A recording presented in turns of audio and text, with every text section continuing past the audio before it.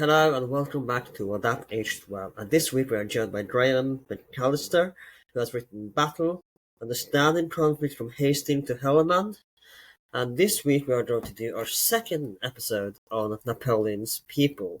We're going to discuss the men behind the scenes of Napoleon's court and empire. And last week we took a look at his Napoleon's rise to power, we took a look at his immediate family, and we ended the episode with Police Inspector Fouche. And this week we're going to take a look, begin, I'm thinking, with one of the most famous generals, and perhaps even a little bit, dare I say, controversial, especially if you're talking about him to some French people, from my understanding. So I want to begin with Jean-Baptiste Bernadotte. And so let's begin, because he had a little bit different uprising than Napoleon, even though he would end up becoming a general himself. So let's talk a little bit about his rise in military power and how he became one of the well-known generals of the Napoleonic Wars. Yeah, hello. So Bernadotte is a really interesting character. He's a little bit older than Napoleon. He's born in 1763. He's from the south of France.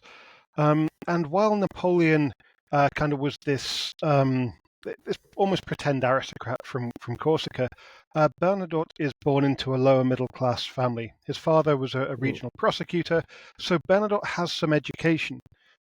He's of the third estate, but his family's quite well off, and he's originally intended to follow in his father's footsteps and become an attorney. This is the dream that the family has for Bernadotte. But his father dies when he's only 17 in 1780, and Bernadotte decides that he doesn't want to become a lawyer. Maybe the family can't afford to continue his apprenticeship as well, so he becomes a soldier instead. He signs up to the Royal Army as a private soldier. And so he, for 10 years, even before the revolution, he is a soldier. This is his career from the age of 17. So in that way, he's quite different to some of the other marshals and some of the great generals. Bernadotte, for his entire life, was a soldier. And he's a really good soldier before the revolution as well. As a private, he is exemplary. His officers and sergeants, they love him. He becomes a sergeant within about 5 years. By the time the revolution starts, he becomes an adjutant, which is the highest non-commissioned rank. And he is known as a very precise and smart soldier. He has a nickname, Sergeant Belgian, so kind of Sergeant Beautiful Legs or pretty legs, because he's so well dressed and so well turned out. So he is a really, really good soldier before the revolution as well.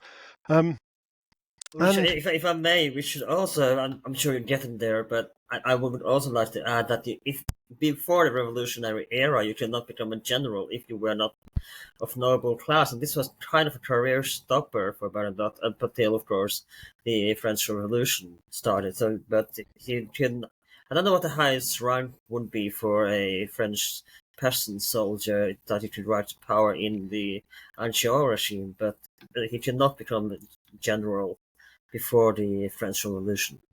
Yeah, absolutely. And actually, he probably couldn't even become an officer. There were new ordinances brought into the French army in the 1780s that said that you had to have at least 2 generations of nobility to become an officer. So Bernadotte would have been stuck where he was. The highest rank of non-commissioned officer, adjutant, fine, he can get there, but he wouldn't have been able to rise any higher under the Ancien regime. But then the revolution starts at a perfect time for Bernadotte with his career.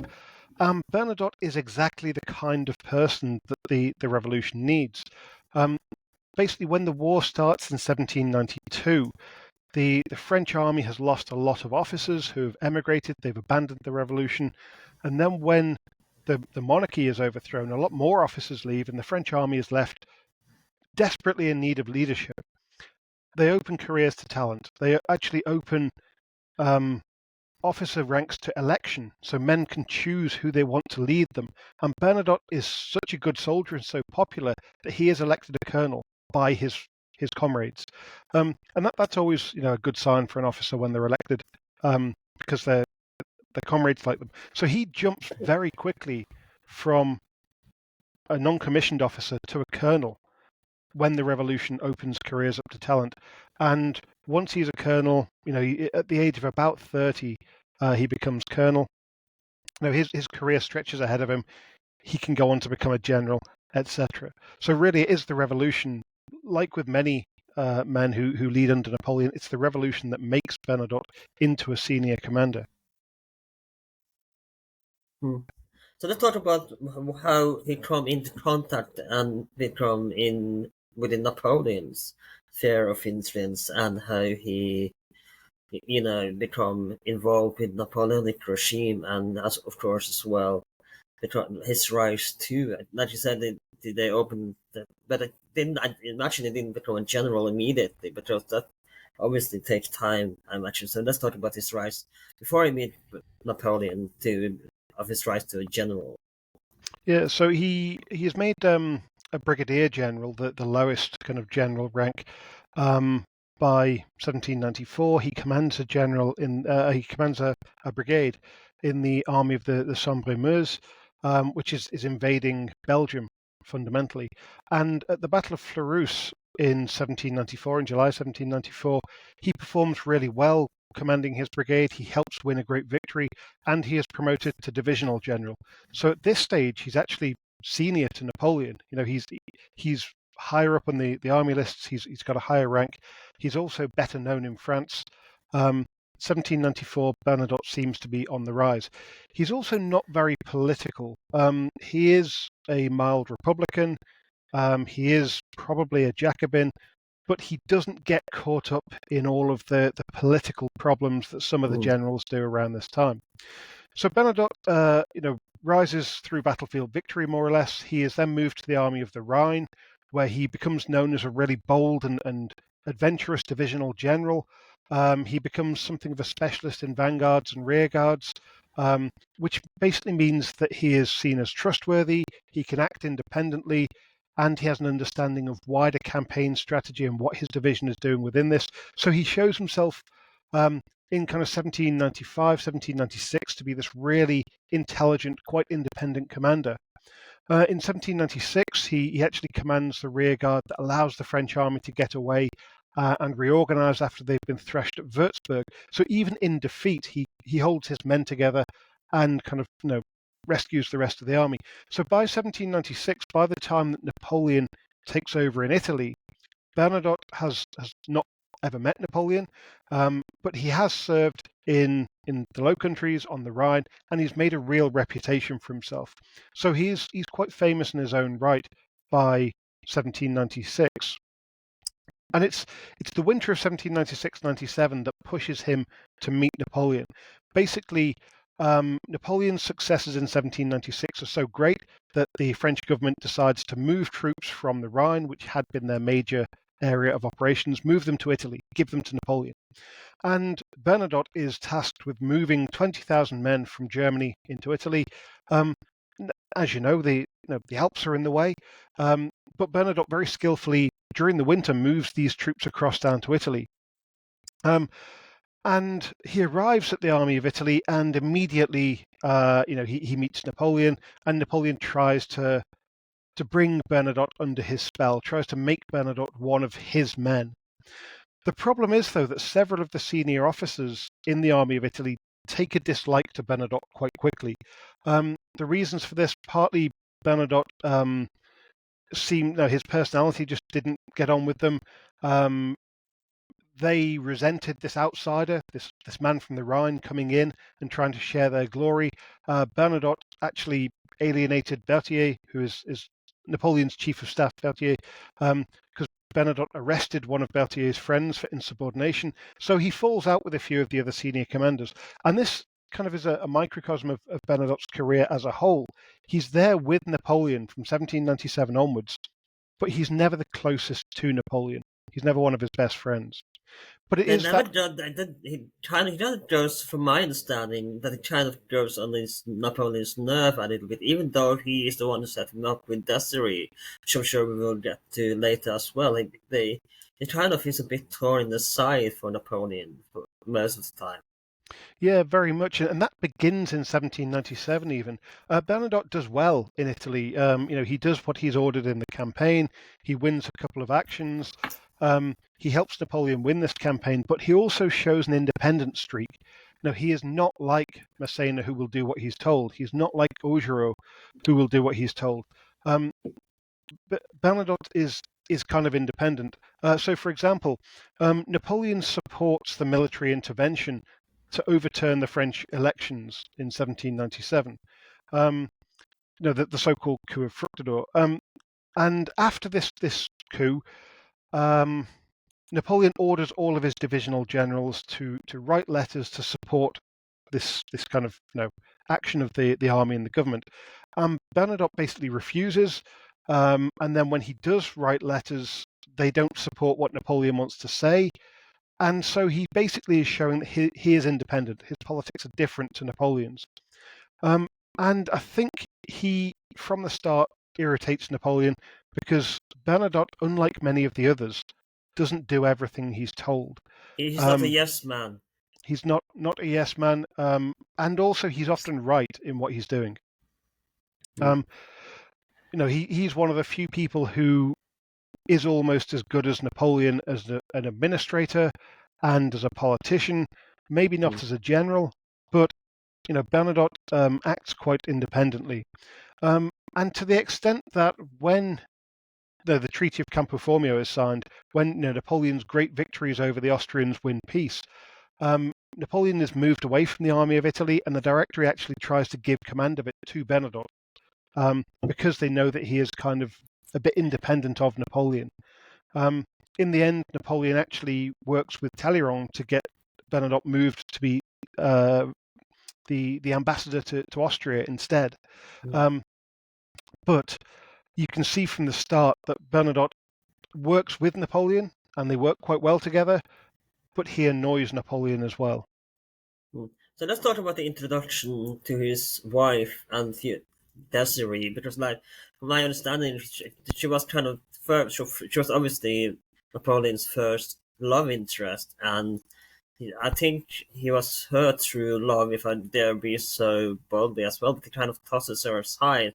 Like we talked about Bisac White before, but and up to Josephine, of course. But let's talk about their relationship with him and Desiree and what their marriage was like. Yeah, so Desiree Clary is the sister of Joseph Bonaparte's wife. So she is kind of well known to the Bonapartes. And after Joseph married Julie, Desiree's sister, Napoleon had got to meet Desiree Clary, and eventually he got engaged to her. In 1795, they get engaged. The engagement lasts about 6 months, and it's only when Napoleon meets Josephine that he basically breaks off this engagement, writes a letter to Desiree saying, "No, we're no longer engaged. I'm marrying someone else," and he moves on. But by 1798, Desiree is in Paris, and she meets Bernadotte there. And Desiree is known to be quite an attractive, accomplished young lady. And Bernadotte falls for her. She falls for this handsome, charismatic, charming, and quite famous general. And the two of them get on really well. Obviously, she has been engaged to Napoleon. She has known other generals, so she's not exactly starstruck by this man. But they hit it off quite quickly, and they actually get married in August of 1798. So from August 1798, Bernadotte is seen as part of the kind of wider Bonaparte family. He's not a direct relative to Napoleon because he's only married to he's married to the sister of Napoleon's brother's wife, so it's quite a tenuous connection. But Napoleon kind of sees him as part of the family from them. I think Desiree and Bernadotte get on quite well to start with, at least. The first few years of marriage are quite happy, but they have different ambitions. And I think actually later in the marriage, which I'm sure we can talk about later, Desiree ends up quite unhappy. And especially when the idea of going to Sweden comes in, she doesn't want to go there.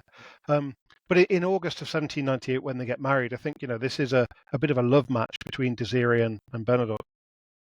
Now, I know obviously we skip quite a lot, but we don't, and I plan to cover Bernadotte as a whole later, of course. But so do forgive me for skipping. But when does Bernadotte realize that Napoleon is on the wrong side of his? I thought that his empire eventually will collapse. And actually, let's talk about before that. Let's talk about what lead up to why Bernadotte chose to betray Napoleon in the end by the Battle of Leipzig. So let's talk about the road to his betrayal of Napoleon. Well, as I mentioned earlier, Bernadotte is never Napoleon's closest ally. Even after he marries into this kind of wider family, Napoleon tries to keep him close, but never one of his tightest allies. So in 1799, for example, Bernadotte is not involved in the coup that puts Napoleon in power, but Napoleon afterwards gives him some important commands. By 1805, Bernadotte is in charge of one of the army corps and is a marshal, so he's seen as one of the top commanders alongside Napoleon. He performs well in 1805, but it's probably from 1806 that things start to go wrong. Bernadotte doesn't necessarily support the empire. He's a Republican. He doesn't like that Napoleon's made himself emperor, but he's not going to complain too much. And in 1806, Napoleon actually makes him a prince, the Prince of Pontecorvo. So, by this stage, Bernadotte has maybe turned his back on Republican principles. But in the campaign against Prussia in 1806, Bernadotte is accused by Napoleon of failing to do his duty. Basically, a battle happens at Jena where Napoleon faces part of the Prussian army, and another one on the same day at Auerstedt where Marshal Davout faces another half of the Prussian army, and Bernadotte basically stands between these battles doing nothing. Now, this isn't actually Bernadotte's fault. Maybe he's given bad orders, really confusing orders. He doesn't really know if he should do anything else. So he says it's not his fault. But at this stage, Napoleon is getting more irritated with Bernadotte and actually threatens to have him court-martialed for failing in his duty.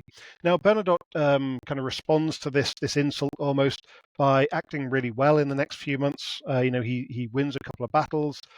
He captures some cities, captures Lubeck, and importantly there, he actually captures some Swedish soldiers who he treats really nicely and sends them home. So he gets a good reputation amongst the Swedes then. But Bernadotte does well.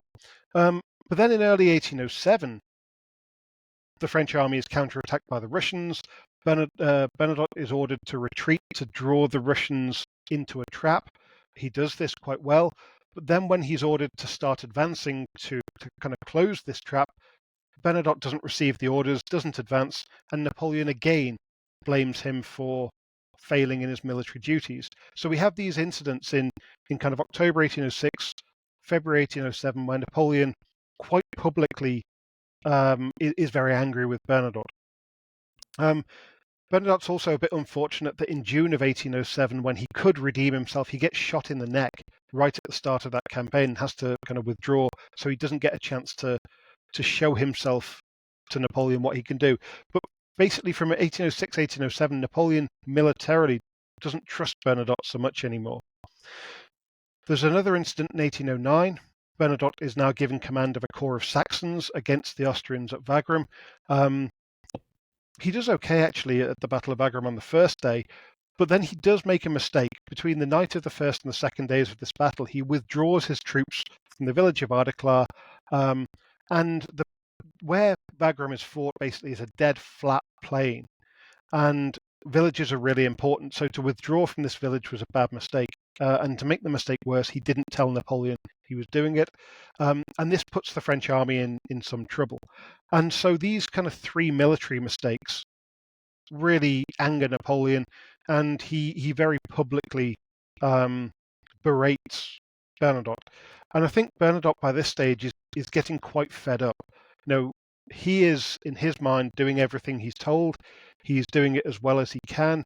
And Napoleon is making mistakes and then blaming Bernadotte. From Napoleon's point of view, Bernadotte is being unreasonable and is not quite reliable. So the two of them don't totally fall out, but they have big differences of opinion. things kind of come to a head in late 1809. Bernadotte is sacked from the army in Austria because he issues a proclamation saying basically, my Saxons won the battle. And Napoleon says, no, they didn't, and sacks him. He goes back to Paris, where it turns out then the British have just invaded Belgium and the Netherlands, and Bernadotte is sent by the government in Paris without Napoleon there to command an army against them, where he issues another proclamation saying, this is Napoleon's fault. And Napoleon's furious about this, sacks him again. Then Bernadotte refuses point blank to accept command in Spain. Napoleon tries to send him there, and probably for the first time in his life, Bernadotte simply refuses an order. And so you can see by this stage, the two of them have really fallen out. Napoleon summons Bernadotte to shout at him, basically. The two of them have an interview that the exact terms aren't recorded, but it was probably an argument. And in the end of that, Bernadotte kind of agrees to serve Napoleon still, but you can tell that the two of them no longer get on. But at this stage, fate intervenes. And this is the Swedish turn. And fate intervenes in the shape of Sweden not having anyone to take over from their king. So the king, I think he's about 61 years old at this stage. He doesn't have any heirs. So his children have died. The man who had been crown prince, who was a Danish prince, has just died. And so there is no one to take over the Swedish crown when the king dies. And the Swedish court is looking around Europe for someone suitable. And they basically... If I may, we also should point out that, the Russians had invaded Finland. So they're also wanting, because Finland have been for centuries now part of Sweden as a Swedish province. So we should also mention that one of the reasons they were also looking for someone capable who might actually be interested in reconquering Finland from Russia, that they did declare a surprise war against Sweden in I think it was 1807 or 1808. And that was also one reason why they were looking out in Europe, and eventually would of course land on Bernadotte. Spoiler alert, by the way. Yeah, absolutely. And this is all part of kind of the Napoleonic system. So Napoleon makes peace with Russia in 1807, and he basically says to Russia at that stage, well, you let me have Western Europe, and you can do whatever you like against Sweden and whatever you like against the Ottoman Empire. And because of that treaty, Russia invades Finland in 1808. The Swedish army is really badly prepared, really badly led, and actually it's a kind of total failure in many ways. The entire campaign, and they are looking for someone absolutely who can re-establish their power in Finland, and they decide also it would be good to have a Frenchman, someone that Napoleon would let them borrow, because that would make them closer to France, and that would help them against Russia. So Sweden's decided they want a Frenchman. Again, sorry for interrupting you again, we should also take a look at the broader European perspective, because most of the thrones at this time in mainland Europe were occupied by Bonaparte. You had in Netherlands, you had a Bonaparte in Spain, you had a Bonaparte in Italy, you had Murat at the time, of course, and Caroline. So if you look at the logic here, it wasn't clear at the time that Napoleon would lose at the Battle of Leipzig or lose at Waterloo. That wasn't. They looked quite strong at this time, so we should also take that into consideration as well when we take a look at why the shows and would end up with Bernadotte on the throne. Yeah, absolutely. It really makes sense from their point of view to pick someone on the winning side, and Napoleon looks like he's winning. Initially, Napoleon actually did want one of his family members. He wanted either a stepson, Eugene, maybe one of his brothers, maybe one of Louis's children, even, to be the crown prince. But the Swedish court didn't really like any of them. They thought that Napoleon's brothers weren't experienced enough or weren't capable enough. They thought that Eugene was fine, but wasn't really the strong man that they needed in Sweden. And it was actually a very, very minor courtier who suggested Bernadotte, and he suggested Bernadotte because his father or his uncle had actually been the commander of the Swedish troops who were captured by Bernadotte in 1806, and Bernadotte had treated them really well. And this man thinks, well, this French commander, he's a famous general. He's kind of married into Napoleon's family, at least Napoleon's brother's family. So why don't we try him? And it took a few months for everyone to come round to this idea. But eventually they all decided, well, he has all the attributes. He's a really good administrator. He's a good general. He is related to Napoleon vaguely in some way. So, they decide on him. And it's in August of 1810 when Bernadotte's popularity with Napoleon is really low that the Swedish, I think it's the Reichstag, basically decide that he's going to be their next king, their heir apparent. Of course, Bernadotte has to then get Napoleon to agree to this, and Napoleon himself is a bit reluctant because he doesn't like Bernadotte by this stage, but he eventually agrees. He does realize that this should be finally a way to get rid of Bernadotte and get him out of the way. Yeah, this is kind of an exile for Bernadotte. Napoleon can send him away, and also Napoleon believes that while he and Bernadotte might not be friends, he doesn't believe that a Frenchman would ever betray him. So he thinks that Bernadotte will rule Sweden more or less on France's behalf, and even if Bernadotte doesn't do everything Napoleon wants, Napoleon doesn't imagine that Bernadotte would ever go to war against France. So he thinks that, fundamentally, it's safe to have Bernadotte off in Sweden.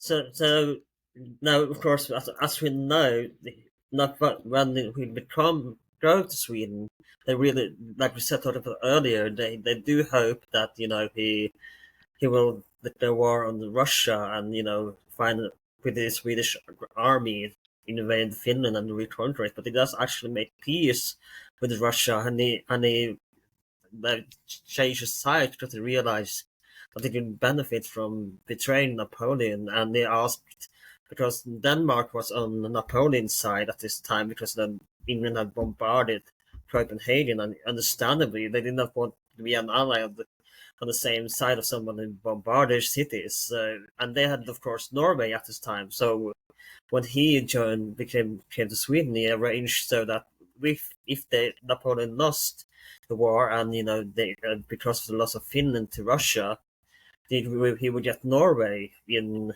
as for the loss of Finland. And I actually have made a few episodes on this regarding where we talked about this and how we got our constitution in 1814, how it's all connected to the Napoleonic War. And I also have made a 2-part episode a few years ago on the Sweden-Norway Union, which I would highly recommend checking out. But yeah, that was just a little summary of what Bernadotte did when he came to Sweden. Yeah, absolutely. And actually it takes some time for Bernadotte to persuade Swedish people about this. Sweden wanted revenge against Russia. They wanted to take Finland back. But Bernadotte saw this strategically as a bad move. He thought if they take Finland back, that just means that in a few years Russia will come back again and try to take Finland. So rather than risk continual war with Russia, Bernadotte's idea was to abandon Finland but take Norway, because he doesn't really care about the Danish threat. He doesn't think they're as much of a threat. And so this was his idea to try to take Norway, which eventually, of course, he does manage to succeed in doing in 1814. Yeah. But in 1810, he does what Napoleon wants when he becomes crown prince. He pushes Sweden to declare war on Britain. He makes peace with Russia because they need some peace. He stops British trade, but quite quickly it becomes obvious that in order to help Sweden, Bernadotte can't just do what Napoleon wants. And so by 1812, he has stopped doing what Napoleon wants. Sweden is secretly trading with Britain again. Sweden is quite friendly to Britain, even though technically they are at war with one another. And then in early 1812, Napoleon actually orders French troops to invade the German provinces of Sweden and take them. Now, this may have been a strategic move to kind of defend continental Europe against any potential Swedish intervention while Napoleon was in Russia. But it obviously really upsets Bernadotte that Napoleon has invaded Swedish territory. It especially upsets him because Napoleon invades on Bernadotte's birthday, like a real insult to the man. So in 1812, that's really the moment where Bernadotte decides to turn against Napoleon. He doesn't see that Napoleon is good for Sweden anymore, and he actually thinks that an alliance between Britain, Sweden, and Russia would be far better than an alliance with France. So it's really, 1812 is the turning year. So let's talk about the decisive battle and the importance of Bernadotte's strategic knowledge of Napoleonic warfare at the Battle of Leipzig that would be decisive to Napoleon's defeat and his first exile into Elba. So let's talk about how important Bernadotte actually were for a victory in the Battle of Leipzig. Yeah, Bernadotte takes the field in 1813, so he doesn't immediately go into action in 1812. He waits till Napoleon's been beaten in Russia, and then he goes into the field in 1813. He wins a couple of battles. He's commander of the Army of the North, which is a combined Swedish, Prussian, and Russian army. He defends Berlin. He beats Oudinot and Ney in a couple of battles at Grossbeeren and Dennowitz. So he does quite well in the earlier campaign. After the truce that they have in the summer of 1813, it's Bernadotte who persuades the Allies to come up or to adhere to the so-called Trachtenberg Plan. And this plan is basically that when Napoleon is leading a French army in person, the Allies should retreat away from him and not try to fight him because he'll beat them. But whenever one of Napoleon's marshals or generals is commanding an army, they should attack that army and try to beat it, because the chances are that the Allies, outnumbering it, would beat it. And this plan works quite well for a few weeks, and Bernadotte is really key in getting people to accept that plan. When it comes to Leipzig itself, this is basically the culmination of the campaign. The Allies are on three sides of this city. Napoleon is holding the city and the outer defences, and this is going to be the culminating battle. Napoleon's actually really heavily outnumbered. Probably should have withdrawn earlier, but he really desperately hoped for some miracle that he could win. Bernadotte is quite important. He's leading a big part of the army. He also manages to persuade some of the Saxons on Napoleon's side to desert over to the Allied side, quite interestingly. But Bernadotte is also accused during this battle of not really pushing home his advantage enough. He's accused of sparing his... Sorry. Yeah. No, you go on. You were just about to say what I was going to say. I mean, he's accused of sparing his Swedish troops and putting the Russians and the Prussians into action instead. And also not doing everything he can to destroy the French army. If I may, I think the reason why he chose to spare his Swedish troop was because he was expecting partly an invasion of Norway later that they may have to invade Norway because they may not have wanted to go in voluntarily in the union with Sweden, and he wanted to spare his troop for a possible attack on Norway right after the Leipzig War. Yeah, and that's what everyone at the time thought he was doing as well, was basically being selfish. He would sacrifice the Russians and the Prussians to beat France, but he wanted to keep his Swedish army intact. There's possibly some truth in that. Sweden had far fewer resources, far fewer men in the army. But he does tend to engage with his Prussians and Russians more. But also, he is kind of accused not quite of letting the French army escape, but of not wanting to inflict too much damage on the French army because maybe he has ambitions of leading France after Napoleon. Maybe he wants to keep himself popular with the French people. So I think he does quite well in 1813 and 1814 even. But there are some question marks around his performance by some of the other Allied commanders.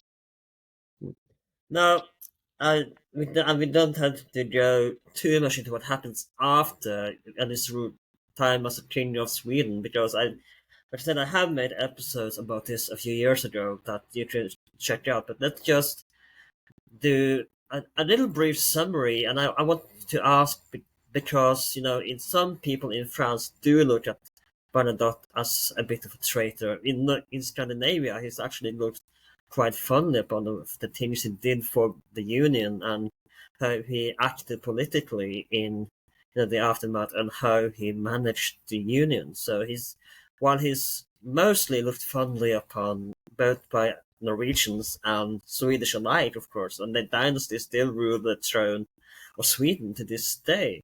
And we discussed this with Rory Butcher in our episode about the Napoleon movie, that he was really the true winner out of the Napoleonic Wars. But what do you think about how some Frenchmen view him as kind of a traitor? And like I said in the beginning, he is a bit of a controversial character in that regard. Yeah, I think Napoleonic propaganda will see him as a traitor, a man who betrayed Napoleon, who was ungrateful, etc. But actually, legally and officially, Bernadotte didn't betray Napoleon. Bernadotte, when he left France to go to Sweden, was asked by Napoleon to swear that he would never fight against France, and Bernadotte refused to swear that, and told Napoleon, if you let me go to Sweden, I will act as a Swedish king, which might mean that I go to war with France. And Napoleon accepted that at the time. He didn't put any limits on what Bernadotte could do. So, officially, legally, Bernadotte is not a traitor against Napoleon. Whether he betrayed him personally, again, I don't think so. Napoleon didn't like Bernadotte that much. Bernadotte was never one of Napoleon's closest advisors or friends. And actually, what Bernadotte did in 1812 and 13 and 14 was for the good of Sweden. This wasn't necessarily personal ambition. This was for the good of Sweden. So I don't see him as a traitor necessarily.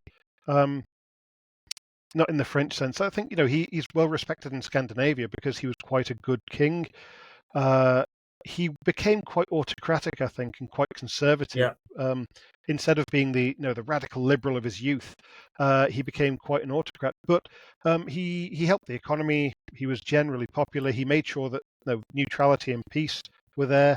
So I think he's quite popular as a king in Scandinavia. He was also, of course, seen as a good general. So if ever anyone was tempted to try to attack Sweden, they were led by a really good Napoleonic general, up until his death in 1844. So, he always had that element of kind of protecting Sweden as well. I think in France, his reputation definitely suffers because he turns against Napoleon and France. But I don't see him as a traitor personally. Could Napoleon have won Leipzig if Bernadotte has not been in charge of the battle, or was it that decisive that history could have turned another way if Bernadotte had not been there? No, I think someone else would have been in command of that army. Had Sweden not been in the war at all, or had Sweden remained allied to Napoleon, things might have been very different because Russia would have had to leave an army watching Sweden instead of coming into Germany. Berlin might have fallen in early 1813. History could have been quite different if Bernadotte had remained on France's side. But equally, France had attacked Sweden in 1812. Bernadotte had no reason to be loyal to Napoleon by this stage. And if it wasn't Bernadotte, someone else would have commanded the Army of the North against Napoleon. So I don't think Bernadotte is the reason that Napoleon is beaten, even though he did contribute to that campaign.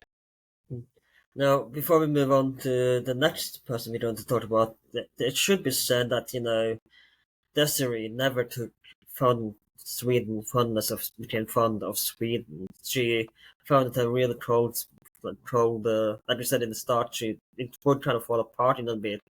Though they did just get a son, of course, and obviously the dynasty is still alive and well today, but Desiree never warmed up to Sweden, to put it that way. She stayed in France, and I think even in the later years, Bernadotte hoped to return to France as well.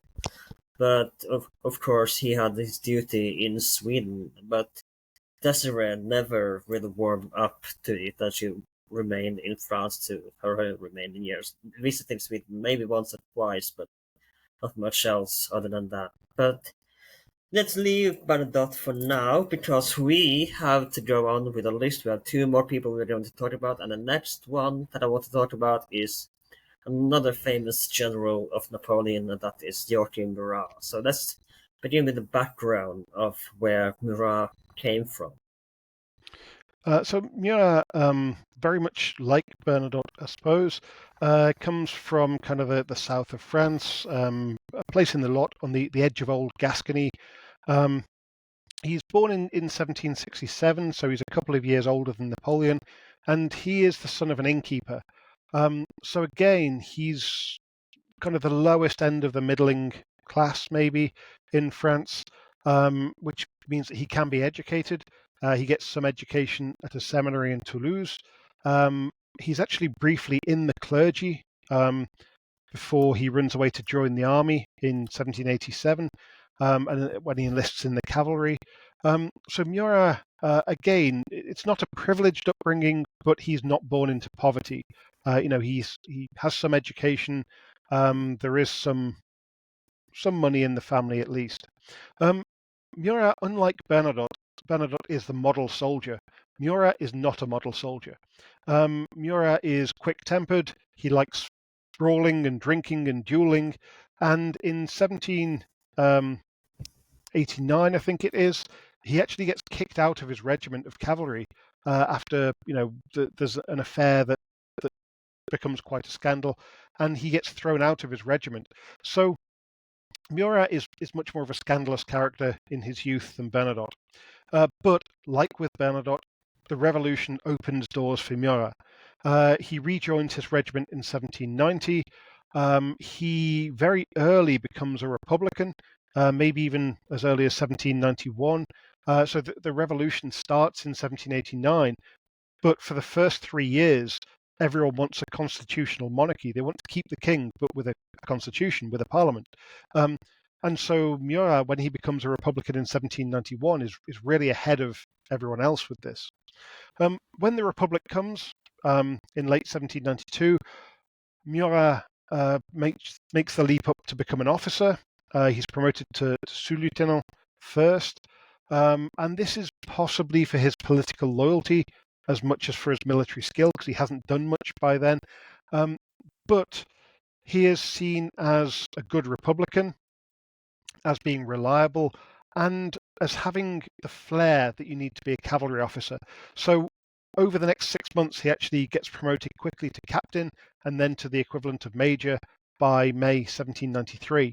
So his early career is really helped by the revolution, and he shoots up the ranks. He is a staunch Jacobin, so a really kind of strong Republican radical. He's a supporter of Robespierre, who is kind of the main figurehead of these radicals.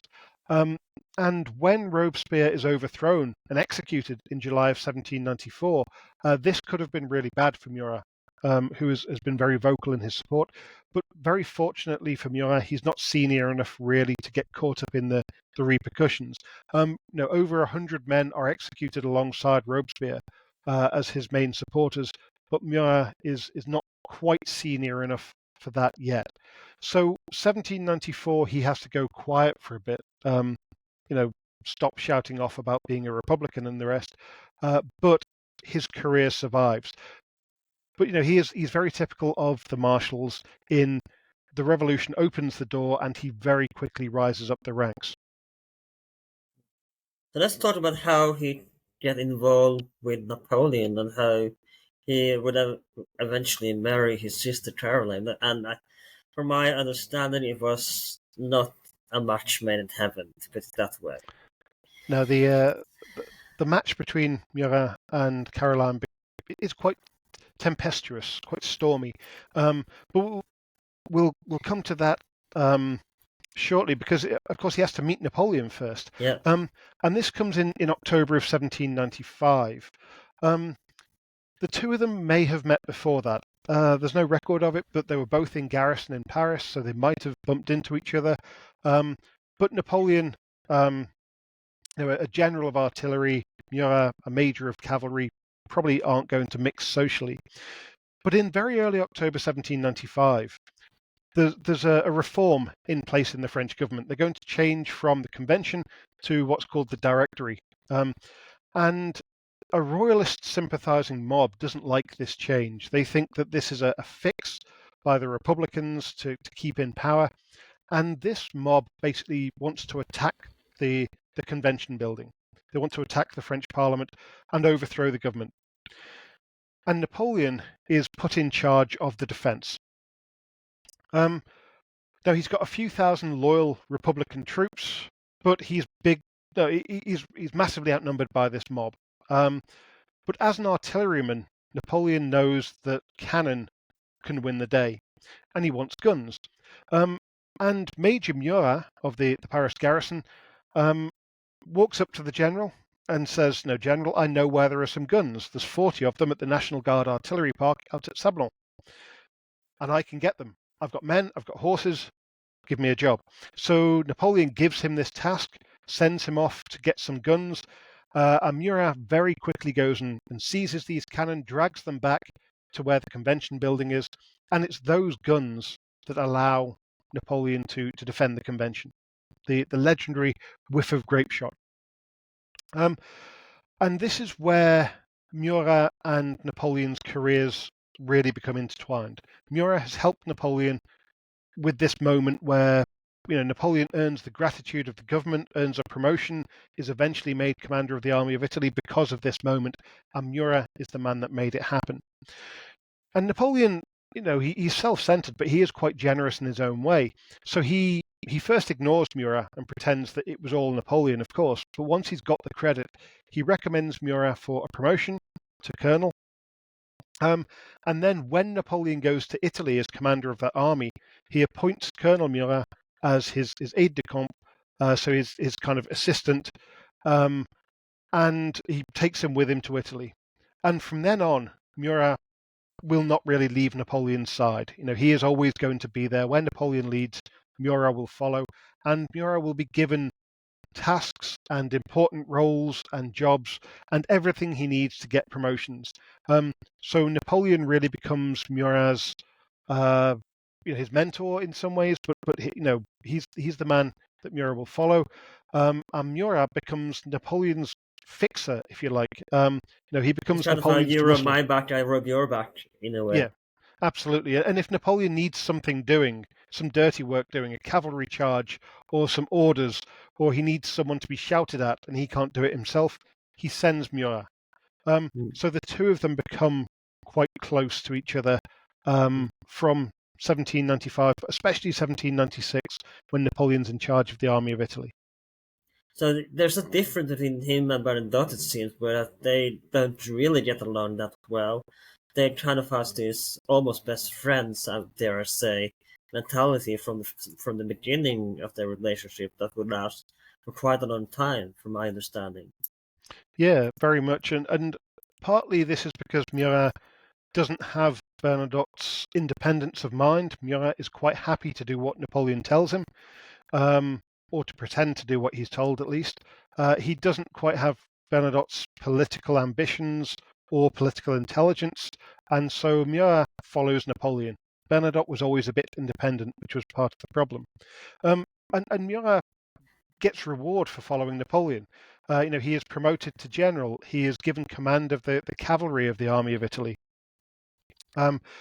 Where Napoleon leads, victory follows, and Murat gains from these victories. He gains renown, fame, money, promotion. When he's with the army of Italy, he gets everything, whereas Bernadotte with the army of Italy was never seen as one of the close friends of Napoleon and never gained that reward in quite the same way. Hmm. Did Murat ever meet Bernadotte? And was there tension between them, or what Yeah, was it like there? they would have met frequently in the army of Italy. Murat, I don't think, got on particularly well with Bernadotte, but I don't think they're enemies. Murat had some people that he hated. Lannes, for example, he could not stand Lannes. But Bernadotte, I think they did okay. They worked together on battlefields from time to time. They seem to have been not friends, but I don't think they were enemies, at least. Hmm. So let's talk about his famous marriage, and I think this is probably what he's known mostly for, is his famous marriage to Caroline, of course. Yeah, so Murat was one of two or three men who were interested in Napoleon's sister.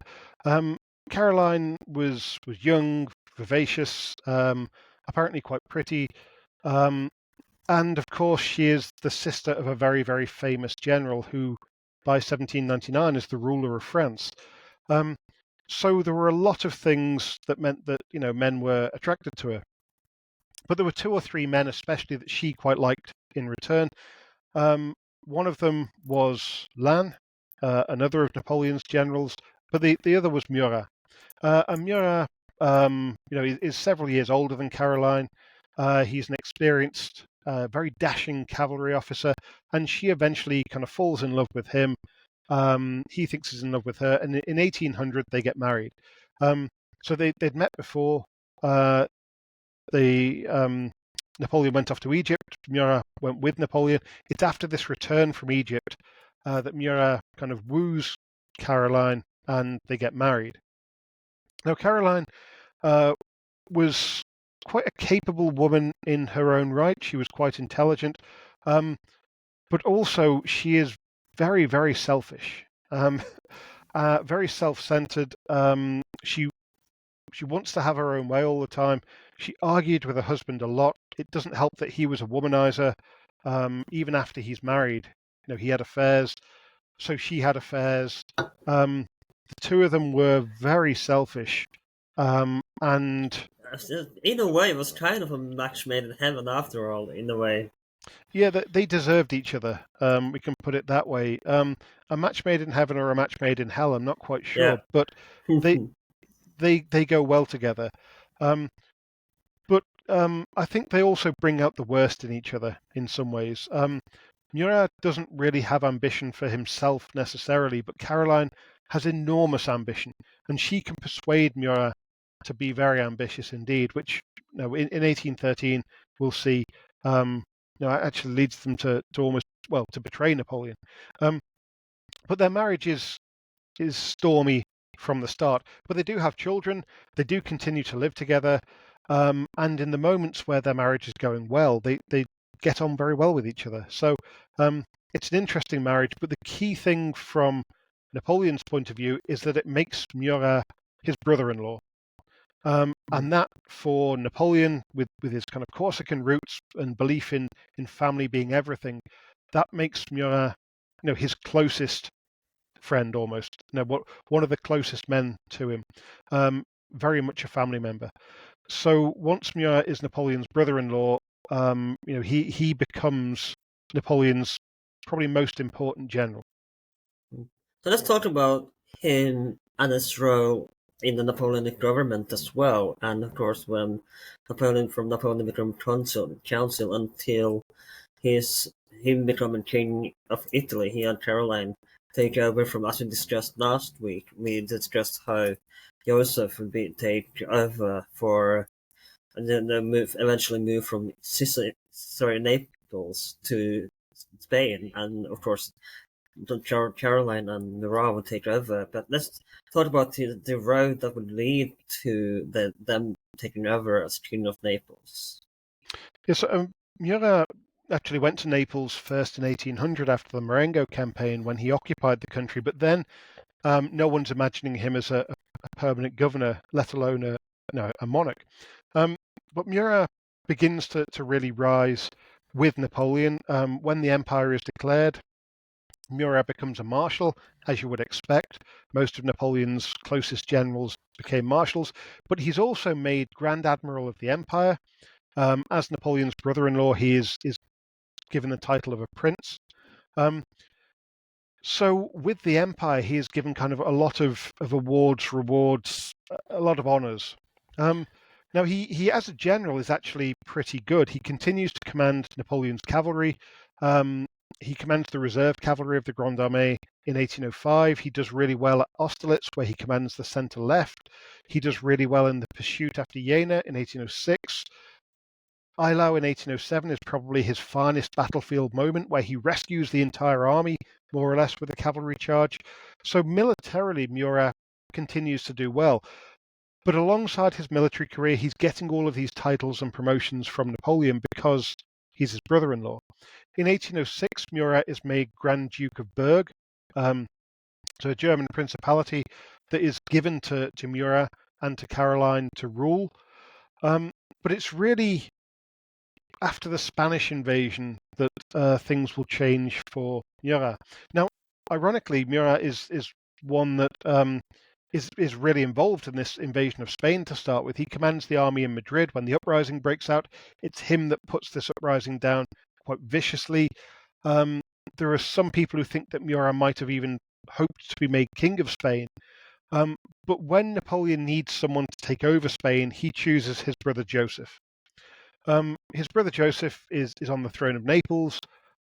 He abdicates that. He moves to Spain, and suddenly Napoleon has this spare kingdom of Naples. He needs someone to be a king for. All of his brothers already have kingdoms, and so the next person in line is going to be his brother-in-law. Now, the only brother-in-law who he can call on is Murat. So Murat and Caroline are moved from Berg, where they'd been Grand Duke and Grand Duchess since 1806, down to Naples in 1808.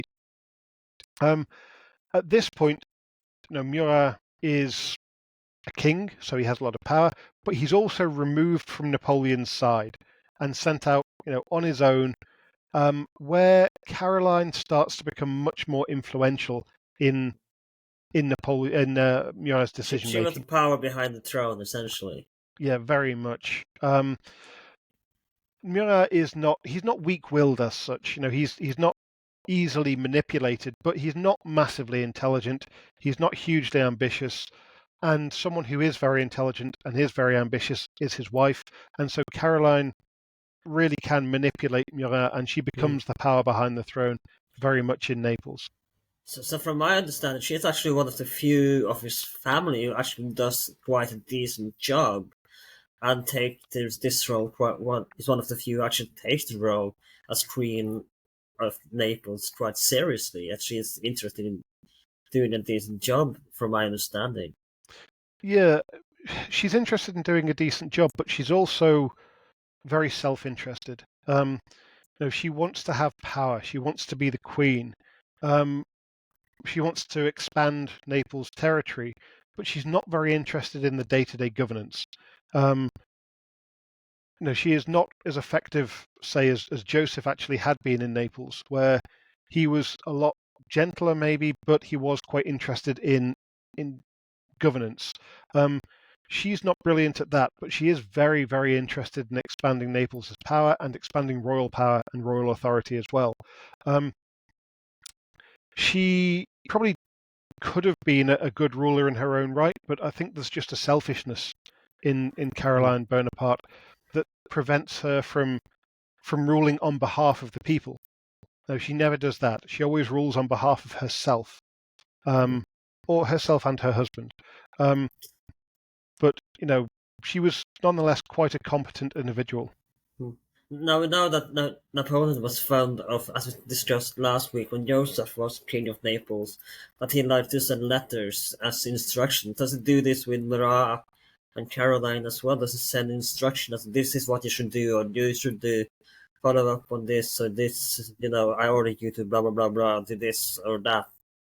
Yeah, absolutely. And this infuriates Murat. One, because Napoleon's instructions are sometimes unrealistic, but two, because it kind of offends Murat that he's meant to be a king, but Napoleon is ordering him around.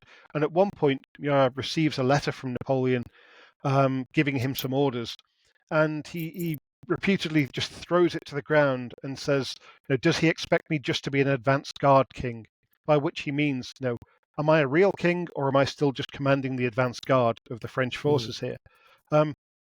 And you can tell that Murat was really irritated by Napoleon's constant criticism, because Napoleon doesn't simply give advice. He criticizes all of his brothers and his brother-in-law for what they're doing.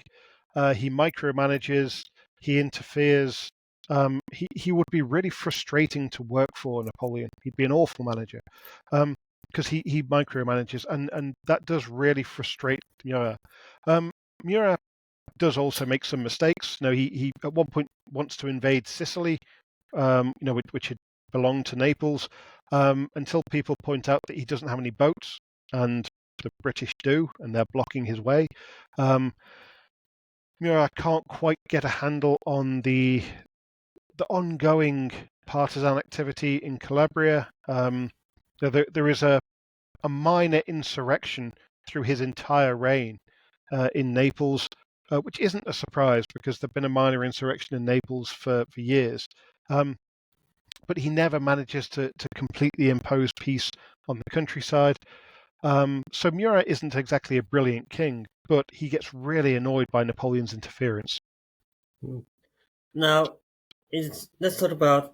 I know I'm probably skipping ahead a little bit, but I have to talk about the downfall of Napoleon, of course, and how when he's exiled to Elba, and I would say a little bit amusing attempt to escape by Murat and Kirk, and at the end of his reign in Naples, because it was almost a little bit pathetic, the escape attempt that he did when he tried to, from my understanding, again, tried to sell out to the Allies after he realized Napoleon would fall eventually. Yeah, so actually, the story of Napoleon and Murat in the last few years is one of betrayal, of heartbreak, of quite a tragic end, really. So basically, Murat is loyal to Napoleon in 1812. He goes with the army into Russia. He leads the cavalry there. 1812 is a total failure, obviously. So Murat goes back to Naples. He then returns to the army in 1813, commands the cavalry. But when it becomes obvious that Napoleon is losing in 1813, Caroline Bonaparte, Napoleon's sister, she is the one that persuades Murat that he might want to change sides and no longer be on Napoleon's side, but make Naples neutral, or indeed declare war against France. Was he hoping that he would be able to keep Naples as a kingdom even after the Napoleonic Wars, or did he realize that there's no chance that I'm will be still able to keep the throne? Well, that was the hope, and that was actually the agreement that they got with the Austrians. They basically persuade Metternich, who is the Austrian foreign minister, to put the case forward to the Allies that if Murat changes sides, they will let him remain King of Naples in exchange for declaring war against Napoleon. And Metternich persuades the Tsar and the King of Prussia and the British representatives. He persuades them to accept this agreement. And so they sign a secret agreement with Murat that Murat will betray Napoleon, declare war on France, invade Italy. And Italy then is the northern part of Italy now, the Kingdom of Italy. He will invade there and attack Napoleon's forces, and in exchange he will be allowed to keep the throne of Naples. And this is exactly what happens. Now, after Leipzig, Murat goes back to Naples. Napoleon thinks that he's going to raise his armies and march to Napoleon's assistance, but he doesn't. He declares war on France and totally betrays Napoleon.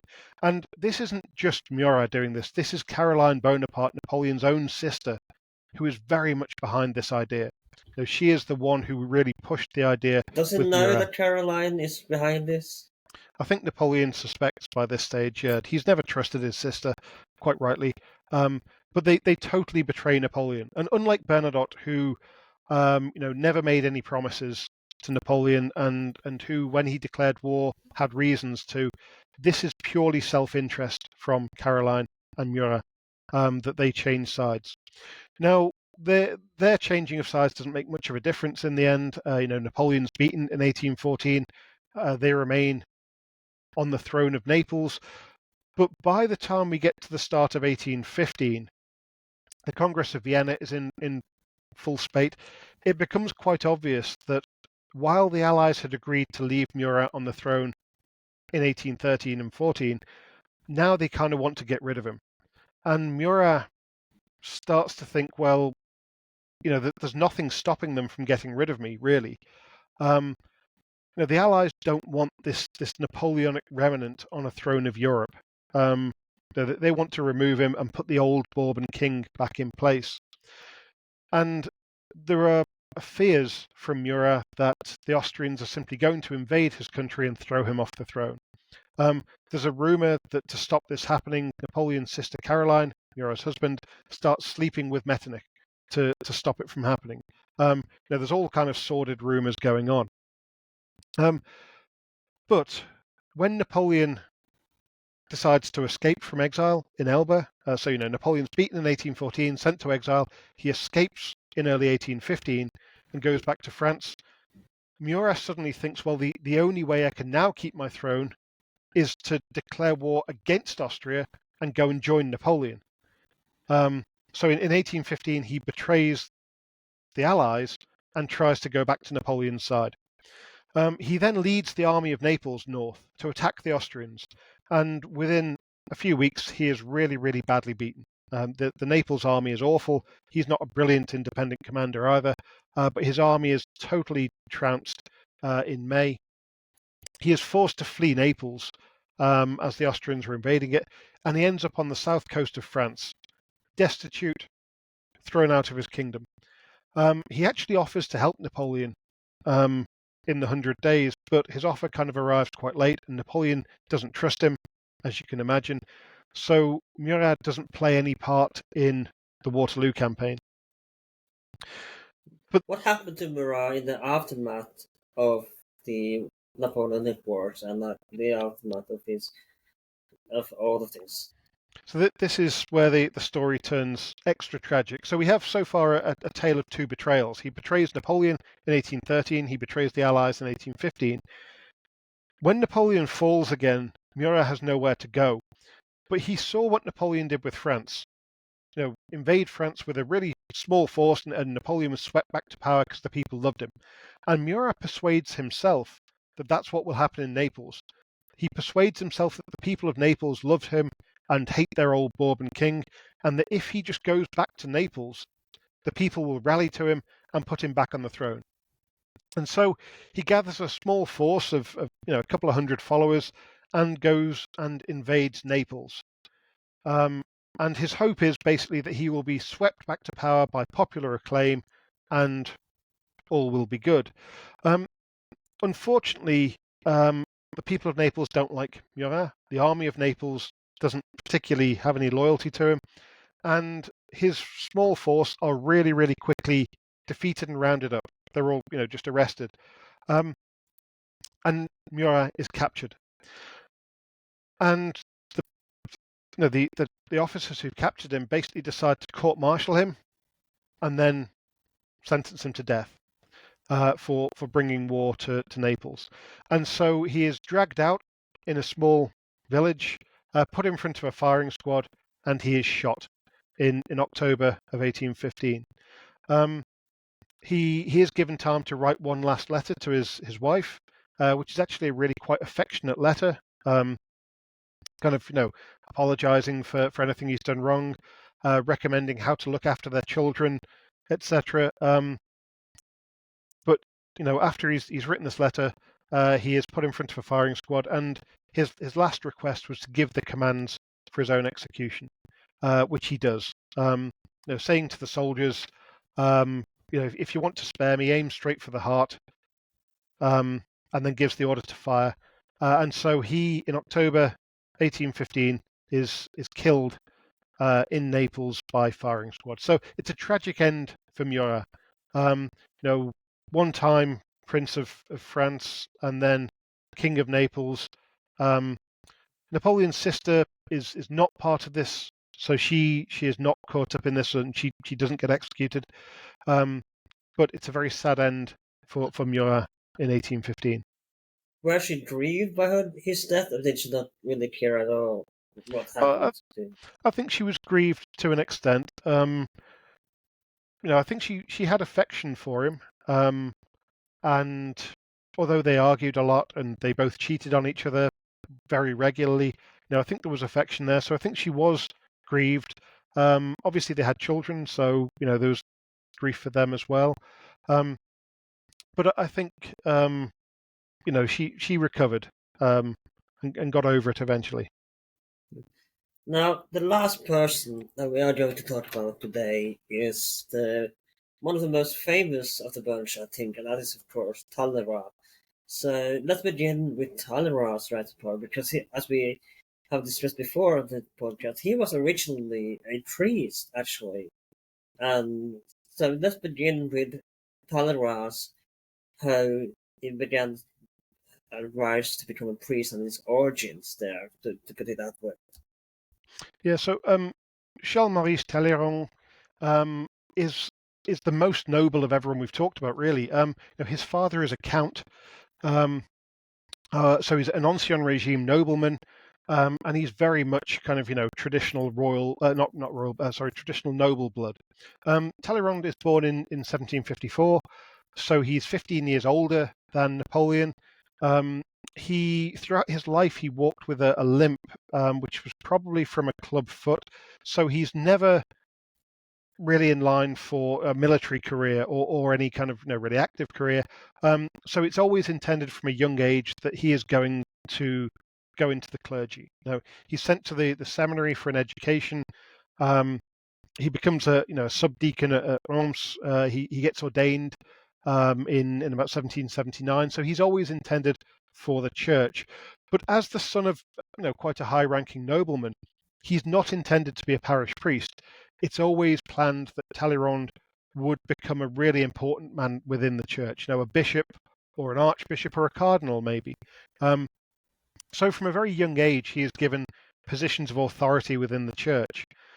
He's made the agent general of the church before the revolution, which kind of is an administrative role, but one of real responsibility.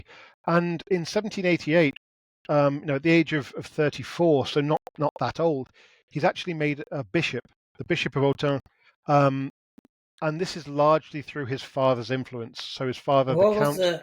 At the time, what was the average age to become a bishop in France at that time?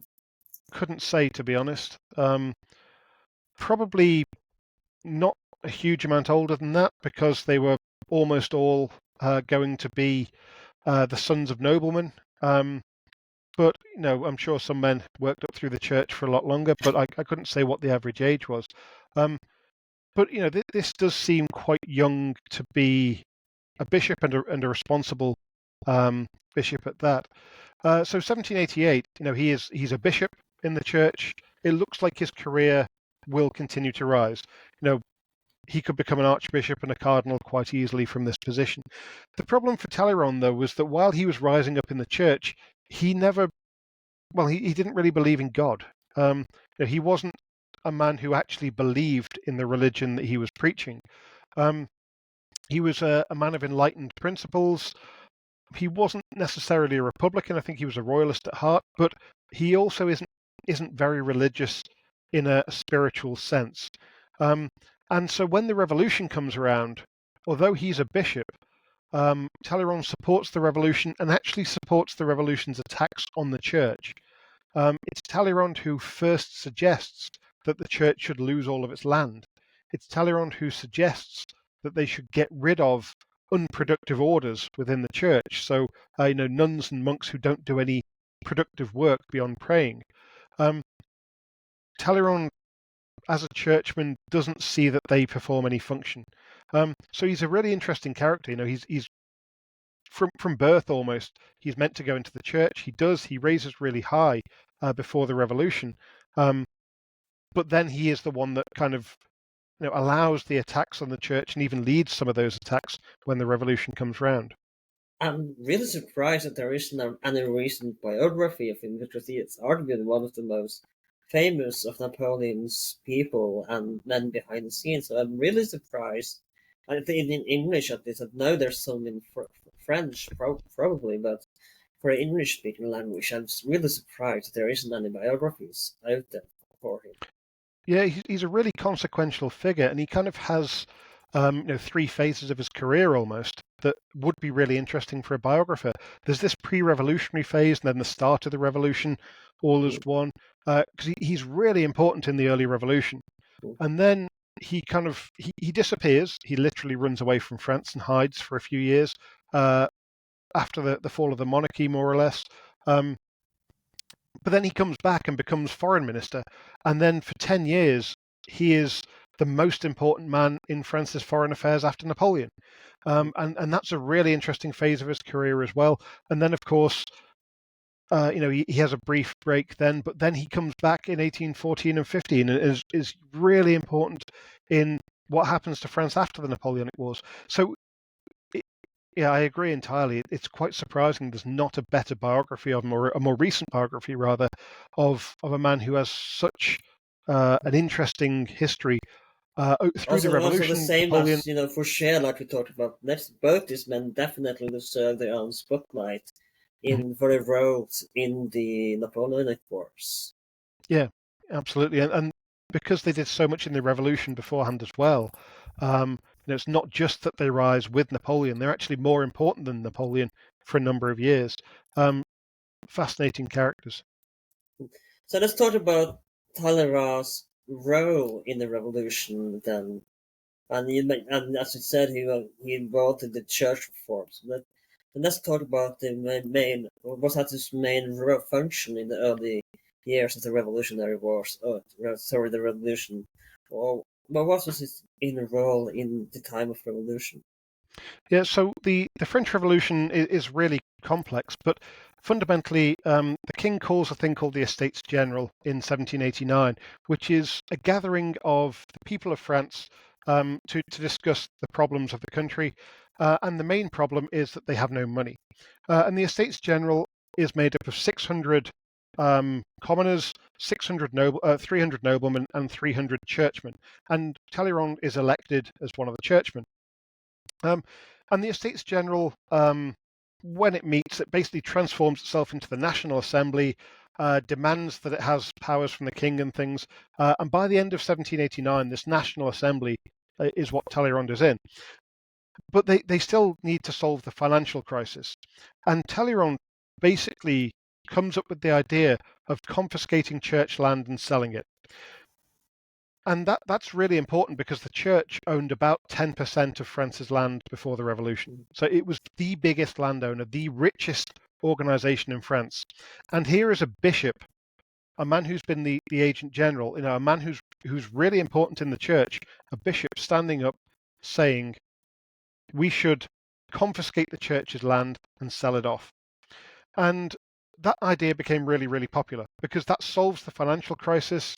For people that don't like the power of the church, it brings the church down a notch or two.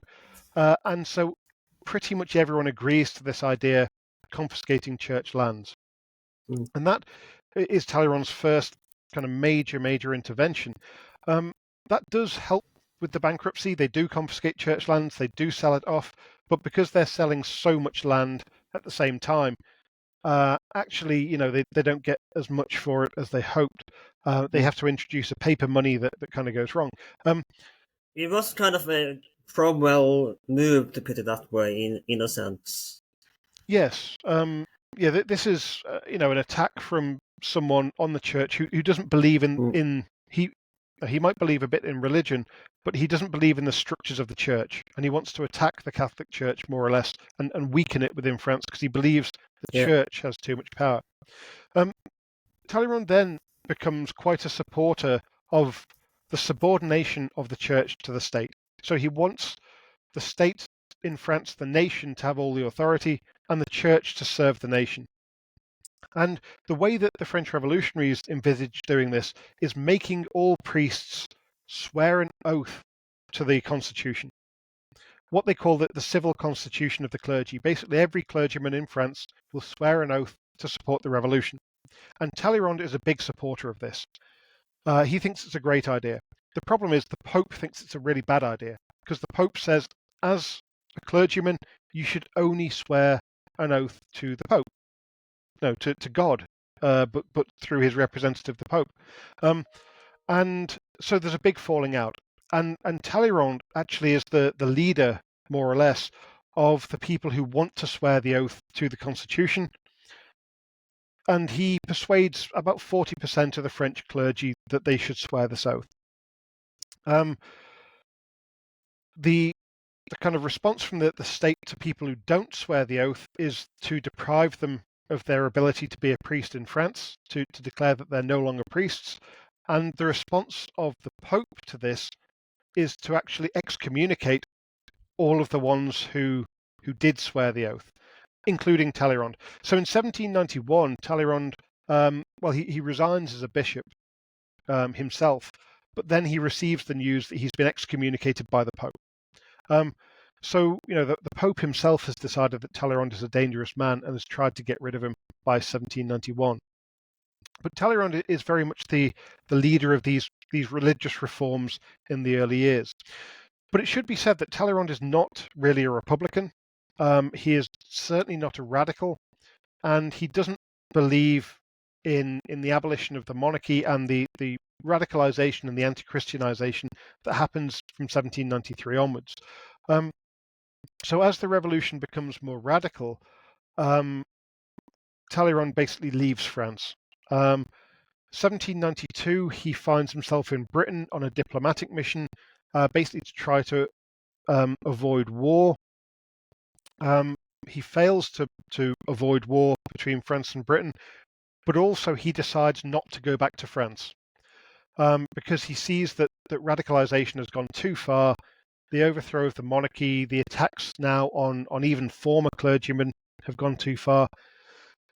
And so in 1792 to 3, Talleyrand finds himself kind of outside France and decides to stay there. In Britain to start with, and then when Britain and France go to war, he leaves Britain and goes to the United States. So for kind of 3 or 4 years, Talleyrand will now disappear from the history books a bit, living in exile, mostly in the United States. Now let's talk about his exile to the UK. I know I'm probably skipping a lot, but we talked about quite a while now. But so I'm trying to be a little brief as well, so we won't go on for too long.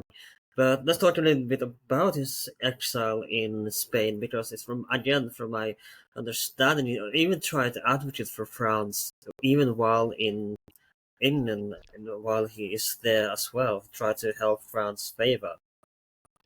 Yeah, I mean, Talleyrand is a loyal Frenchman. He tries to advocate for France, but he wants a much more moderate government. He doesn't like the radical republic, and so he, does try to help re-establish peace. He offers to act as a negotiator, etc. But he doesn't really want this radical version of France that we see in 1793 and 94.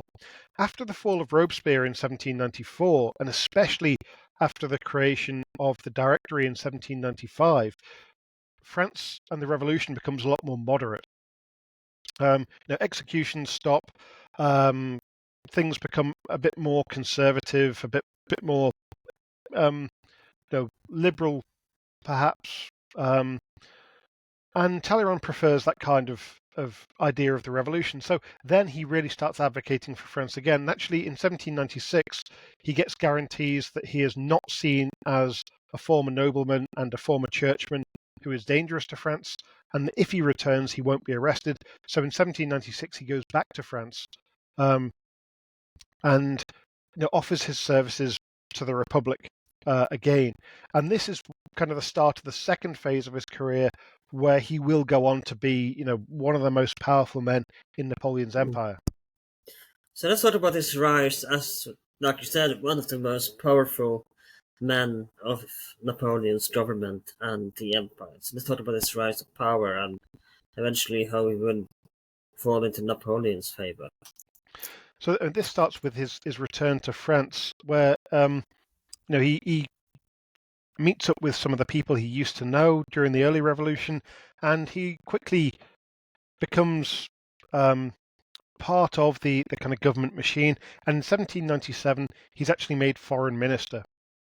And it's as foreign minister that he meets Napoleon for the first time, really, and the two start working together around the Treaty of Campo Formio, so that the peace that Napoleon makes with Austria after he's beaten them, the two start working together, and they don't necessarily become close friends, but they become close allies, shall we say. So 1797, Talleyrand, as foreign minister, really falls into Napoleon's camp and becomes a big fan of Napoleon. And Napoleon himself becomes a big fan of Talleyrand and knows what talents this man has. The two of them collaborate with the coup of Fructidor. So basically, when they remove the conservative elements from the Directory, the two of them work together there. Talleyrand does the political management, Napoleon provides the soldiers. Talleyrand supports Napoleon in his Egypt campaign, and when Napoleon returns from Egypt, Talleyrand supports Napoleon in the bid for power that is the coup of Brumaire. It's actually Talleyrand who persuades Barras to resign as director, for example. It's Talleyrand who really brings some political legitimacy to this new regime that Napoleon puts in place. He also brings some political know-how. Fouche, we talked about last time, brings the kind of understanding of how to nullify secret enemies of the regime. Well, Talleyrand brings the political understanding of how to nullify the political enemies of the regime without having to execute them. Napoleon keeps him as foreign minister, but also Talleyrand is really one of Napoleon's closest advisors on all political matters in the first couple of years of the consulate. He manages to shape laws about emigres, about former clergymen, about ending the rebellion in the Vendée. Talleyrand has a hand in all of this stuff right at the start of Napoleon's regime.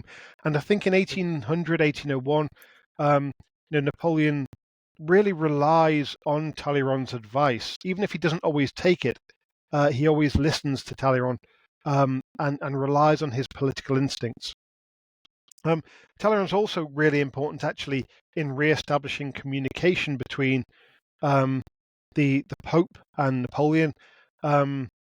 As part of the negotiations for the Concordat. Even though he is excommunicated, or yeah, wasn't. Yeah, absolutely. It's a new Pope by this stage, so I think the old guy who didn't like him has gone. That helps. But Pius VII, right? Yeah, and Pius doesn't have a problem with Talleyrand in the same way, and so he agrees to remove the excommunication from Talleyrand. And in exchange, Talleyrand kind of asks to have his ordination removed. So basically asks to no longer be officially a priest in the Catholic Church.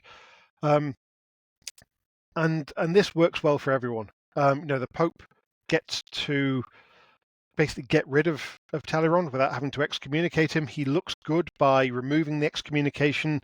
Talleyrand then helps to persuade all of the other former bishops to resign their posts. Some of them get reappointed, but he persuades them all to resign as part of the Concordat. So he's actually quite important in this kind of moment of the Concordat, which is sort of related to foreign affairs because the Pope is a foreign head of state, but also it's clearly an internal affair as well. The other thing Talleyrand is really involved in at the start of Napoleon's reign, of course, is peace. Napoleon makes peace with Austria at Luneville in 1801 and with Britain at Amiens in 1802. And Talleyrand is really key to these two peace treaties. It's actually quite ironic. Talleyrand is a real proponent of peace. He argues really strongly with Napoleon to make peace to start trade, to end war, and he really is in favour of peace. But at the same time, the British government don't trust Talleyrand at all. They think that he is a liar and a cheat. They think he's dishonest, and they also think that he actually would prefer war than peace. So the British don't trust him at all. And it's actually Do Napoleon's they have brother a point Joseph. in not trusting him, or is it? Sorry? Do they have a point in not trusting him, or is the Yes. was that a mistake? Talleyrand. Well, he wants peace, but Talleyrand is willing to bend all of his principles to get the best deal for France. Talleyrand is fundamentally untrustworthy by anyone. If you tell Talleyrand something is a secret, he will use it against you. So he is not particularly trustworthy. He also takes bribes on a huge scale.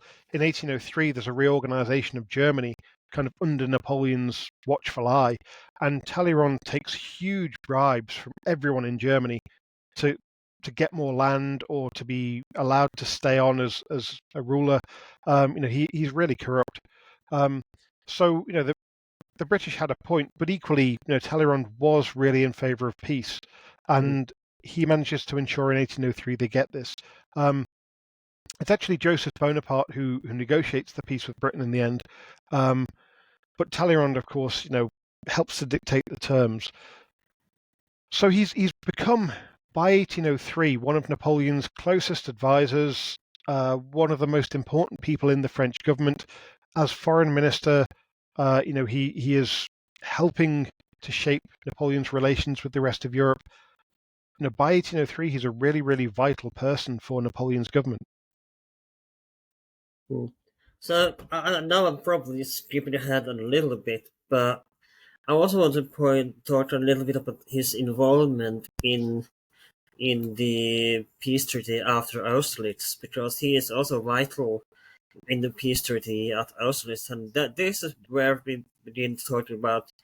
And like most people that ends up in the Napoleonic circle, he too kind of betrayed Napoleon as well, and where he begin to work with Russia. And you should point out that at this point, Napoleon realizes that he can't have children, and he realizes that he needs another marriage, that he had to divorce Josephine eventually. And they also talk about marrying one of Tsar Alexander's sisters, who are very young at the time. But Talleyrand warns Alexander about this, that he is involved, and he also, I think, give away some state secrets as well. So let's talk a little bit about Talleyrand's involvement at the peace treaty of Austerlitz, and how he as well begins to betray Napoleon. Yeah, absolutely. And Talleyrand has benefited up to 1805 from Napoleon. He's made a prince, he's made a grand chamberlain of the empire, these marks of esteem. But fundamentally, like I said, Talleyrand wants peace. He also doesn't believe that peace treaties should punish the defeated side too badly. And so when Napoleon beats Austria and Russia in 1805 and then beats Prussia in 1806, Talleyrand really opposes the harsh peace that Napoleon wants to inflict. So the Peace of Pressburg at the end of 1805, after Austerlitz, Talleyrand opposes Napoleon's terms, but Napoleon forces them through anyway. In 1807, when Prussia and Russia are forced to make peace at Tilsit, Talleyrand tells Napoleon, this should be not a harsh peace, this should be conciliatory, and Napoleon ignores him entirely. And actually doesn't even include him in the negotiations. And so by 1807, it's become pretty clear that Napoleon is not listening to Talleyrand anymore. Talleyrand had tried to influence him in 1805 after Austerlitz, had failed. He tries to influence him in 1807, he fails. And this becomes a real problem. So Talleyrand actually resigns as foreign minister and says, I want to say, if I may, I also want to remind, I don't think he says to Tsar Alexander as well, that this is not France's conquest, something in line, that this is Napoleon's conquest. But this is not France, this is Napoleon. something in line like that.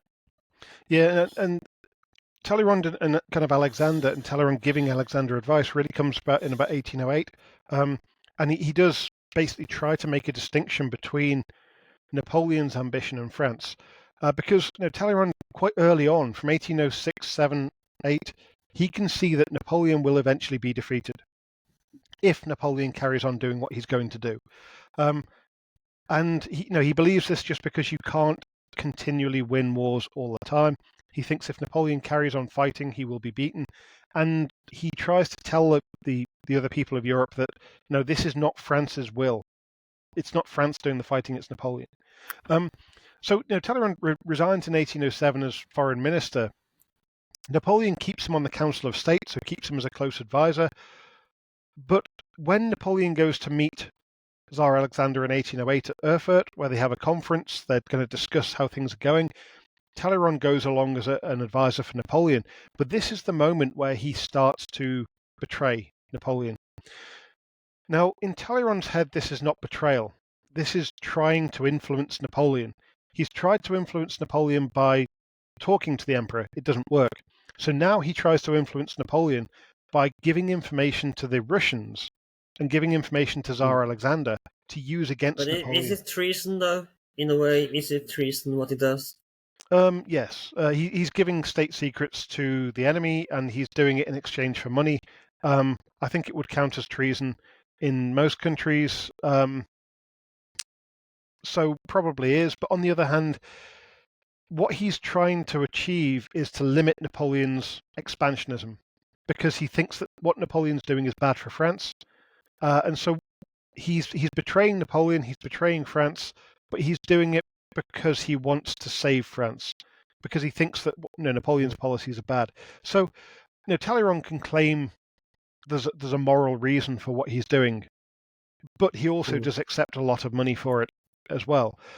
So clearly self-interest going hand in hand with his moral reason. But it's in 1808 that he really starts to betray Napoleon by giving information to Tsar Alexander.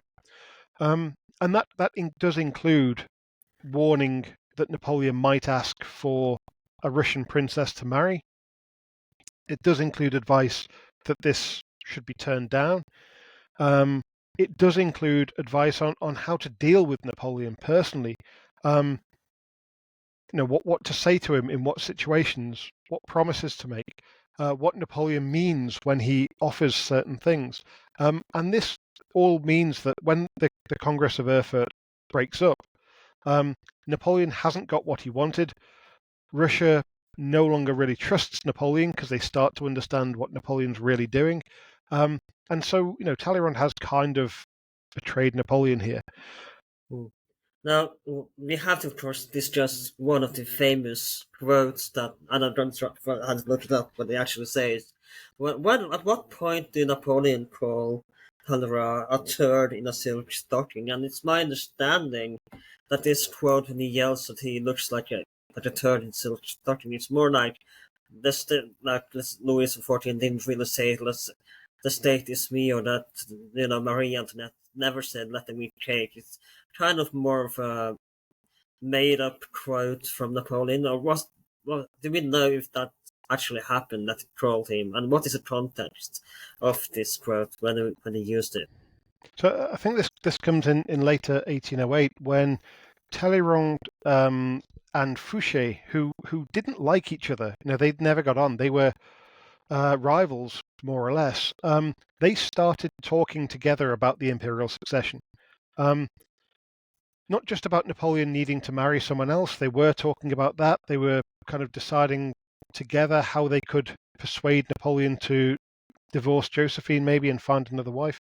But they were also talking about, well, if Napoleon never has children, who should take over? And Napoleon doesn't mind his councillors talking about this, but he wants them to do it when he's present. He doesn't want them whispering behind his back. And so when Napoleon finds out that Fouche and Talleyrand have been talking, he summons Talleyrand and gives him a dressing down. Some of the accounts of this meeting are that Napoleon screams at him and shouts, including the famous quote that you mentioned.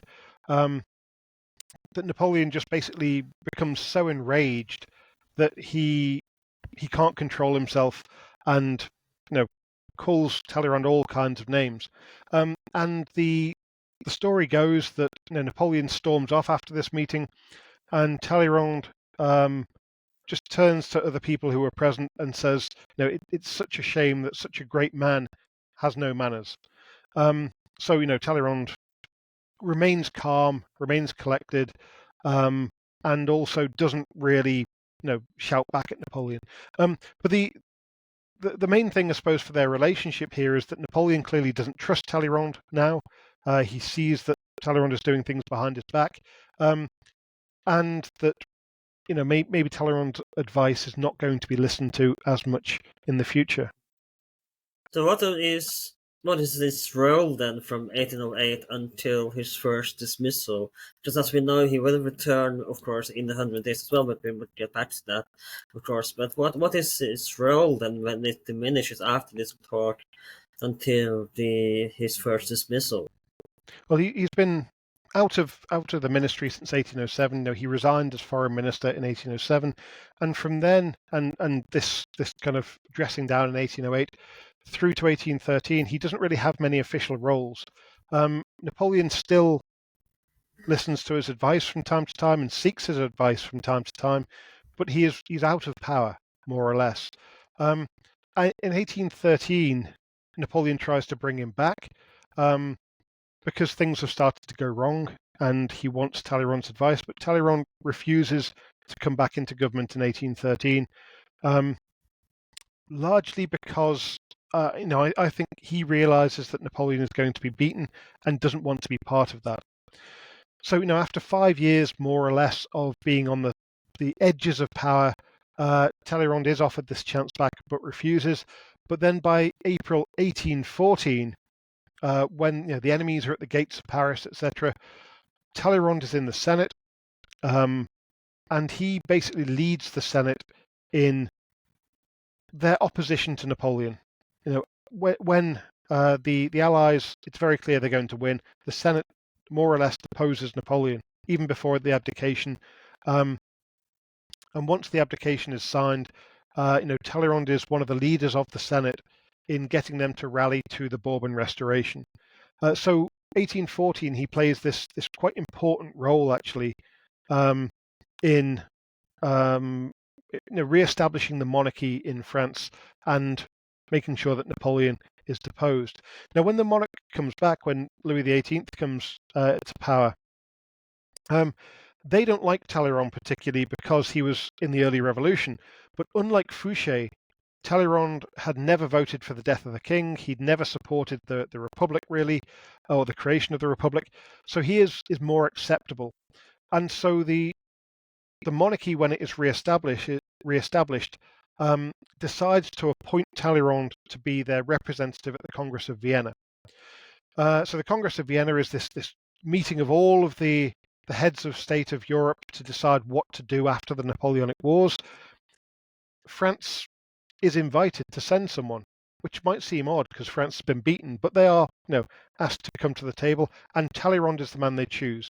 And he is enormously successful at the Congress of Vienna. Everyone thinks that he will act like France has been beaten and will have to do what he's told, but he doesn't. He manages to get France a seat at the table.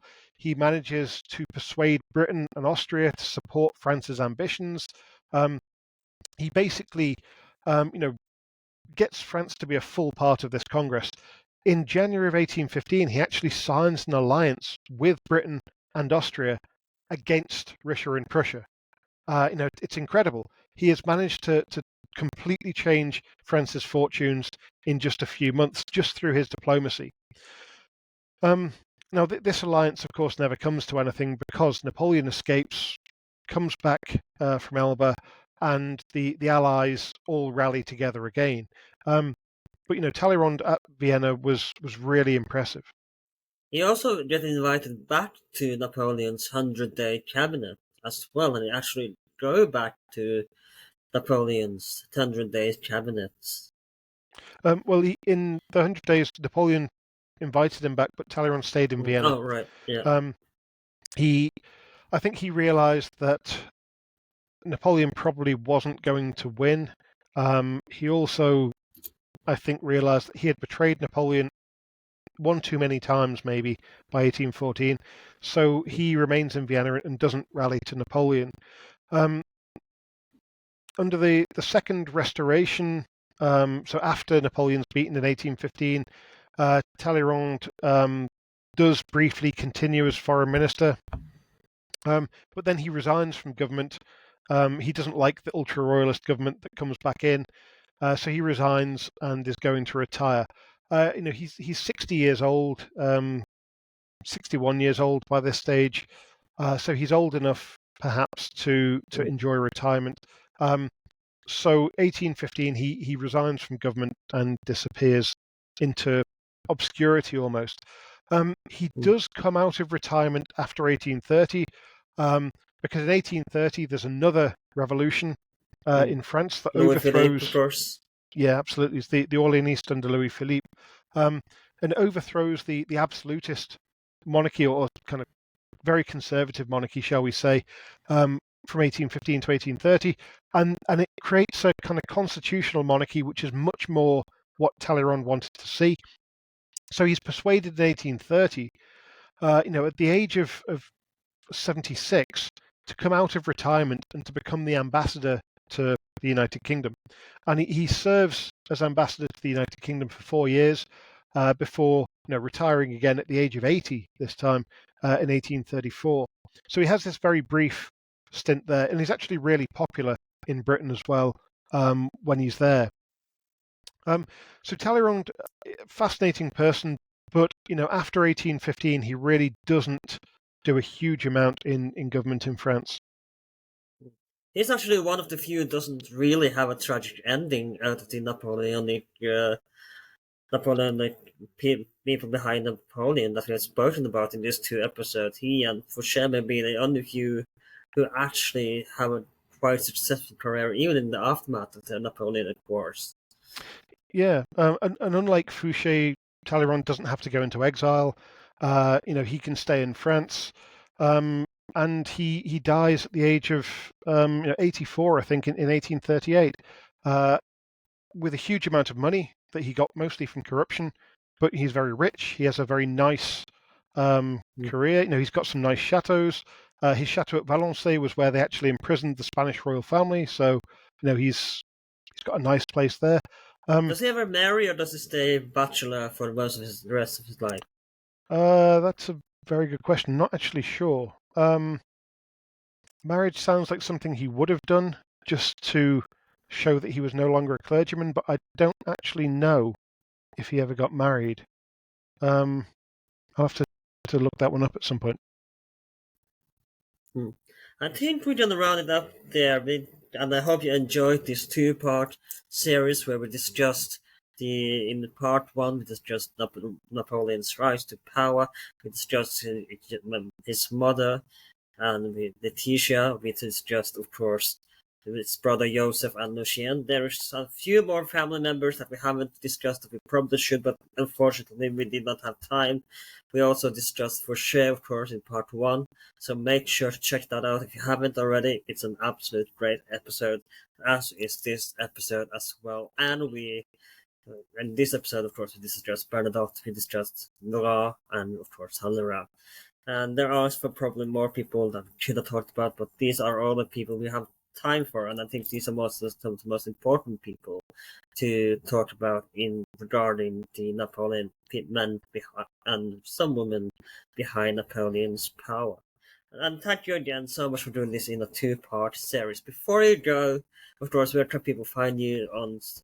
But before we go to that, I should remember that if you are more interested in learning about Bernadotte's role in Sweden, I have made a few episodes, such as how Norway got its constitution, which is episode 87, which I would highly recommend checking out, because a lot of it has to do with the Napoleonic Wars as well, and Bernadotte as well. And I made a 2-part episode on the Sweden-Norway Union, which is episode 130 and 131, that I would highly recommend checking out, where we also in part 1 discuss very much Bernadotte's involvement in the forming the Union and his role in the Swedish Union as well. So now that being out of the way, do you have any social media where people can find you, where can people buy your book if they want to read your book?